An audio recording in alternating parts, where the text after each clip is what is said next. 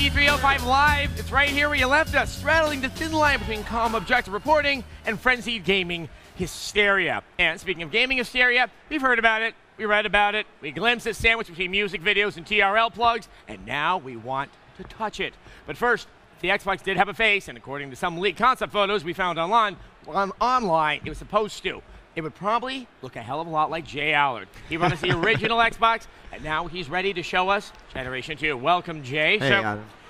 This is it. This is the new baby. Xbox 360, baby. So this is the standard way. It's this faceplate right here that can actually be changed in different ways. You can take the face off right here on the side, personalize it, style it, make it your own. Now, how would one do that? Do you sort of send in a picture that you want on it, or how does that happen? We've got secrets. We've got secrets. You'll see some Microsoft stuff has at secrets, retail. really?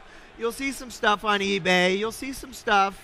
Okay, well, let's get to the heart of it. What's inside of it? We didn't hear much in the way of the specs. I think Bill Gates actually kind of rattled them off very quickly. It's a monster inside, man. There's a monster inside. I mean, are there any numbers? Big numbers. Let's see.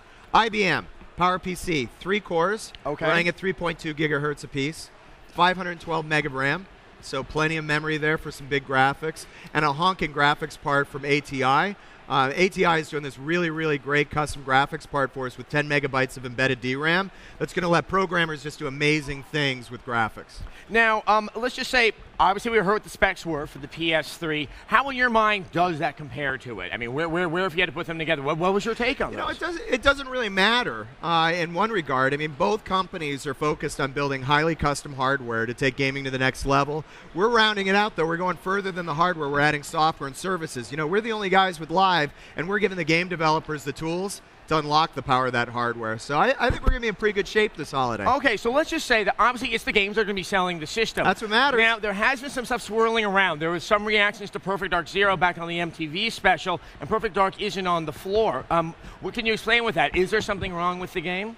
Well, you know, here's the thing, and you guys know this all too well in G4. It's impossible to show a great interactive experience without the interactivity. And I played PDZ. Perfect Dark Zero is an amazing game. And so it kind of got its day in the sun with MTV, and now we're turning our attention to a couple other games this week at E3. Okay, but there really wasn't that much Perfect Dark Zero footage that was on the show. It's not about the footage. I mean, the MTV guys wanted to show the competition, the fun with it, but the intensity of PDZ, the gameplay balance is really, really good.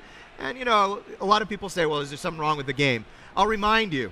E3 2001, there's a small title called Halo. Right. And people said, it's a disaster, it's no fun, the controls, first-person shooters, and, you know, Halo turned out all right. Now, but once again... Didn't it? Halo turned out all right. Halo was a great game. No, you're completely right. Halo was a great game.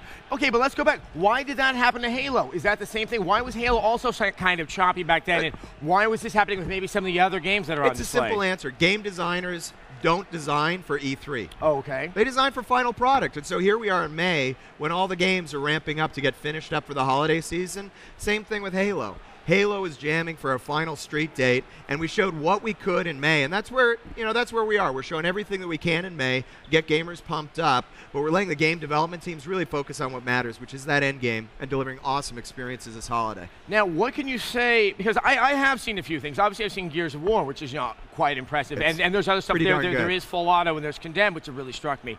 But you know, there are many people that are seeing the games, and they're not seeing what they consider to be a big difference between what Xbox was showing, especially right now when it's really at the top of its game, to what they're seeing right now with these first-generation games for Xbox 360. So what could you sort of convey to them to sort of alleviate that anxiety that they don't know, they don't see what the big jump is?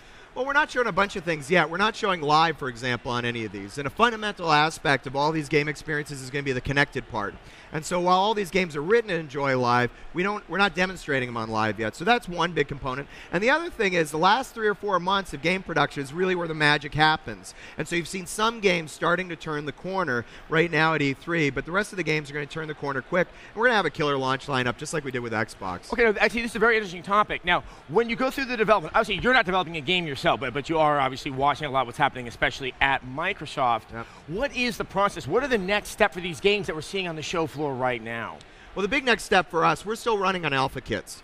So what we're showing at the booth right now at E3 is a fraction of the final hardware performance. So the next step is to get it all running on real hardware, which is called beta kits. And from there, they just tune, make the games look great, and get them ready for the holiday season, get the gameplay balance right. So should they be having the beta kit soon? So, obviously, we're looking around Thanksgiving. Just around the corner. All right, let's go back to this. Let's hold up the controller here. And if you can walk us through, is there anything sort of different in the functionality of it? Well, the biggest difference is that it's wireless. No cord. So we designed the Xbox 360 controller wireless out of the gate. Let's hold this up there. There we go. Oh, there it is. There it is. Take that shot. Ah, look, it's my hand and your hand together. That way. Okay, so obviously it is wireless. Now we have the 2 triggers up here. Is there anything else that's that the gamers go like, okay, hold on, that's different? Well, we moved black and white up here and created 2 triggers on the shoulder. Great for racing games, great for shooting games. The other thing we did was we added the Xbox 360 button. You push this button and you can find your friends no matter where they are.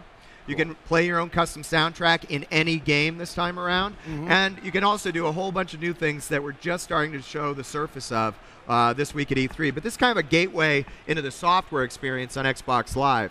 The other thing it'll do is it'll light up and tell you which gamer you are. Right. So if you're player 2, this corner will light up. That'll be the quadrant that you take in the screen when we do 4-way split screen. And that's the quadrant that'll glow right here on the Xbox when a game invite comes in for you, if anybody wants to play with you. Now, where's the power button on this? Power button's right there. And that'll turn it on. Press that. That's the only energy the only exercise I ever get during the day is walking over to things and hitting the power button. Anyway, about the games, what is your favorite game? Favorite game right now? I don't know. I'm a racing nut, so I'm pretty excited because we got Project Gotham Racing 3 coming. Okay. The new Need for Speed from Electronic Arts, which looks pretty good. And then there's this other game called Full Auto, which I have very high hopes for. Now, very high War, expectations. Obviously, we were showing that earlier. That is one amazing-looking game. It scares me. Yeah. Well, Cliffy scares me. The game scares me a little bit more even. It's a heck of a game. Those guys have been doing unbelievable work. And I think that the graphics is what's going to grab everybody's attention initially, and it's a different look to the game, and it's a great step forward from where they've been with Unreal historically. I think the environments are just stunning. But really, the gameplay mechanics that they're introducing are the things that have me jazzed up. Also, in terms of just some of the other games out there, how many are we going to have at the launch? What are you really trying to target? Quality over quantity. Okay. Basically the same kind of target we had in Xbox, where we really want to have 3 or 4 really big games. Probably 15 or so on the first day, that kind of number. Maybe 40 by the end of the year. Will Perfect Dark Zero be one of those games? We'll see. We'll see. It's going like gangbusters right now. The team's really heads down. The gameplay is great, but we're not going to ship it before it's ready. Just, that's what we said with Halo. We always had a lot of pressure. Are you going to ship Halo? Are you going to ship Halo? We're going to ship it when it's done, and when it's done, it's guaranteed fun, and it's guaranteed success. All right, it's an exciting and a stressful time. There's no question. If anyone could handle it, it is Jay Allard.